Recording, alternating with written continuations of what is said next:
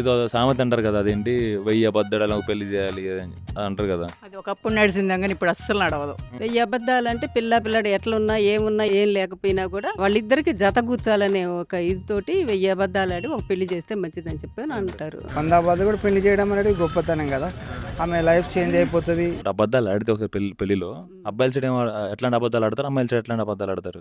ఏదన్నా ఒకటి చిన్న లోపం ఉంటే ఏమన్నా చెప్పేవాళ్ళేమో కానీ లవ్ గురించి ఏమైనా ఉందనుకో, ఇఫ్ ఇన్ కేస్ బ్రేకప్ అయిందనుకో ఎంక్వైరీ చేస్తారు. ఒకవేళ ఉంది అంటే మాత్రం ఏదో ఒక అబద్ధం చెప్పాలి కాబట్టి కంపల్సరీ చెప్తారు. అమ్మాయి తరపున మాక్సిమం అంతకుముందు చేదే ఉండదు, అబ్బాయి తరపున చాలా చెప్పాలి. డ్రింకింగ్ ఉంటుంది, లేకపోతే వాడు తిరుగుతాడు, లేకపోతే బ్యాడ్ హ్యాబిట్స్ ఉన్నాయి, ఇలా చెప్తారు కాబట్టి వీడి గురించి ఎక్కువ చెప్పాలి మనం అబద్ధాలు. నా ఉద్దేశంలో అయితే అబద్ధాలు ఆడి పెళ్లి చేయకూడదు. చిన్న చిన్న అబద్ధాలు చెప్పొచ్చు కానీ పెద్దవి చెప్తే మనకి. నీ పెళ్ళిలో అట్లానే అబద్ధాలు ఆడారా మీ సైడ్? నా పెళ్లిలో ఏం అబద్ధాలు ఆడ. బాబాయ్ వాళ్ళు ఏం అబద్ధాలు ఆడలేదు. నేనైతే టు బి ఫ్రాంక్ ఒక్క అబద్ధం కూడా చెప్పలేదు. అబద్ధాలు అయితే ఆడలేదు. శ్రీహరి పెళ్లి ఒప్పుకున్నాడు కానీ ఏదో అబద్ధం చెప్తున్నాడు. అది తెలుసుకోవడానికి వాచ్ శ్రీహరి కళ్యాణం on 22 September only on Gemini TV.